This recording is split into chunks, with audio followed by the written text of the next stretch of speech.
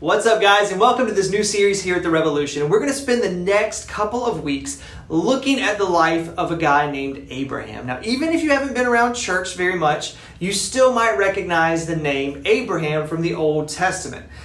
There are a lot of things that we can learn from the life of Abraham, but there's also another reason that we're going to spend some time understanding his life and what it's all about. He's actually the starting point for three of the world's major religions. Judaism, Islam, and Christianity all trace their lineage back to Abraham. And with so much history and so much theology connected to just one man, it's probably important to see what was so special about Abraham to begin with. Now, if you go back to the book of Genesis, we find this guy who's named Abram. He's actually mentioned in Genesis 11. Now, keep in mind, the world had just been wiped clean with the flood that Noah survived with God's help. And Noah's sons, their families had started to grow. They decided to make a name for themselves, right, with this whole Tower of Babel thing. And God stopped the construction of that and changed the people's languages so that they would spread out across the earth like they were supposed to begin with. And we read all these different family histories in Genesis 11 until we get right to the end. There's a guy named Terah, and he had three sons, Abram, Nahor, and Haran. Now, Abram would later get a new name from God, but for the first part of his life, Abram is what he was called, and that's what we're going to stick with for our time today. Genesis 12 is where we first see God interact with Abram. So let's see what he asks. He says, "Now the Lord said to Abram, go from your country and your kindred and your father's house to the land that I will show you, and I will make of you a great nation. And I will bless you and make your name great so that you will be a blessing. I will bless those who bless you, and him who dishonors you I will curse. And in you all the families of the earth shall be blessed." So Abram went as the Lord had told him, and Lot went with him. Abram was 75 years old when he departed from Haran. Now, Abraham was 75 years old at this point, right? Keep that in mind. And God just told him to leave his country, leave his family, and all that he was familiar with, and to go to this unknown place. God said, I'll tell you when you get there, kind of thing, right? He didn't give him an address to put into his phone's GPS or some landmarks to follow. He just told Abram to go. Now, there was some promises with that, right? That request. God told Abram that he would be the father of a great nation, that his name would be made great, and that he would be a blessing to all the earth. And that sounds great, but there's something you have to remember. Abram was 75 years old at this time, and he didn't have a single child of his own. His wife Sarai was unable to have kids, and here's God promising to make a great nation from them. How in the world is this going to happen, right? God was giving Abram a promise that looked impossible to the human eye. Sarai was heartbroken about their lack of children, right? She was trying to take matters into her own hands and fulfill this promise that God had given them. So he told Abram to take her servant Hagar as another wife and see if they could have kids together. And it sounds really weird, I know, and it's going to create just as much issue as you imagine it will create.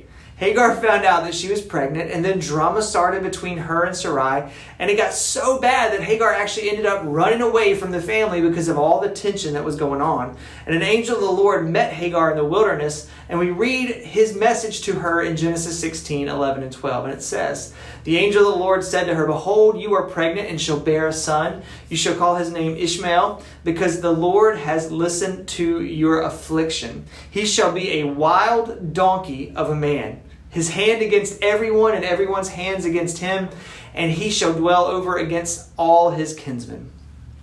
Guys, this child will be named Ishmael, and his family line is where the Muslims trace their line, their lineage, back to Abraham. Now, this wasn't the child of promise that God had given Abram and Sarai back in Genesis 12. And the angel told Hagar that this child and all the others would constantly be at war with each other, right? And we're going to see that promised son as we look in Genesis 17 next week. But tonight, we're just going to hold here and kind of unpack a little more. Abram had a great promise from God, and you're going to be the father of a great nation, and everyone is going to be blessed because of your family. But the issue was that Sarai and Abram had no children, right? God had made an impossible promise, or so it seemed. But Abram was still faithful to leave his family, leave his country, just like God asked him to. Hebrews 11, we read this. It says, "By faith Abraham obeyed when he was called to go out to a place that he was to receive as an inheritance. And he went out not knowing where he was going, and by faith he went to live in the land of promise, as in a foreign land, living in tents with Isaac and Jacob, those names are important, heirs with him of the same promise. Now after finding themselves out in the wilderness and childless, Sarai rushed God's timing, right? She took matters into her own hands. As I was thinking about it, it's like she thought God had forgotten, right? He'd gotten distracted with something else, and she tried to fix it. But her fix, man, it became a mess. How often do we act just like that? God has given us a promise, and instead of waiting on his time and his way, we try to do it ourselves. And like God's forgotten that promise, right? Or he's too busy in some other part of the world to remember what he told us.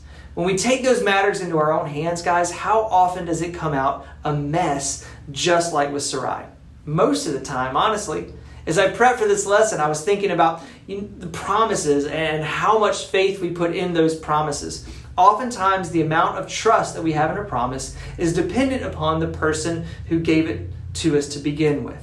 We all have people in our lives, don't name names please, that are going to promise us something, and we know there is zero chance that they're going to come through on that promise, right? It's not like they're trying to break them on purpose.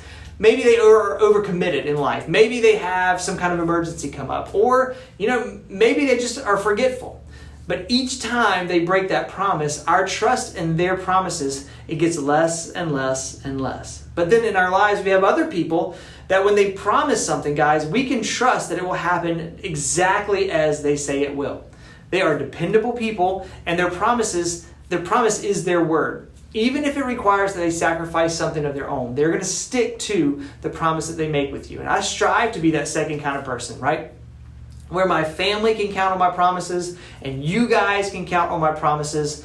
And as hard as I try, sometimes I still mess up because I'm human. The really amazing part is that God has never, in all of recorded history, ever failed on a promise. He has made everyone come to fruition. Sometimes it's taken longer than people might have thought it could or should, but God has kept 100% of his promises to his people. Now, the promised son for Abraham and Sarai will come in the person of Isaac. We're going to read more about him next week. And through Isaac's family, we find the lineage of Judaism, the religion. Through Ishmael's family, we find the lineage of Islam, that religion. And through several generations of Abraham's family, we find Jesus born into that line. And of course, that's where Christianity starts.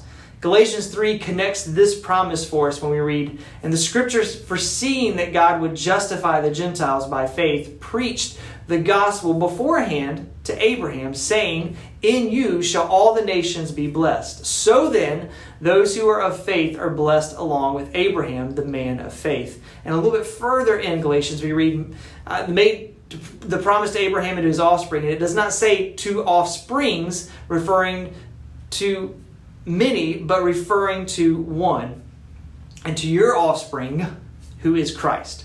The power of a promise is in the character of the person who gave you that promise to begin with. And we live in a culture where a promise really doesn't hold much weight anymore. Even in this culture, God is still faithful in his promises to us. The Bible is slammed full of promises from God towards his people. And forgiveness and everlasting life are two of the greatest ones. Guys, we don't have to doubt God's intentions or his ability to keep those promises to us. We can look back over thousands of years and see that God is faithful. And so now we have to live in the power of those promises and then take that good news, that gospel, to our friends as well.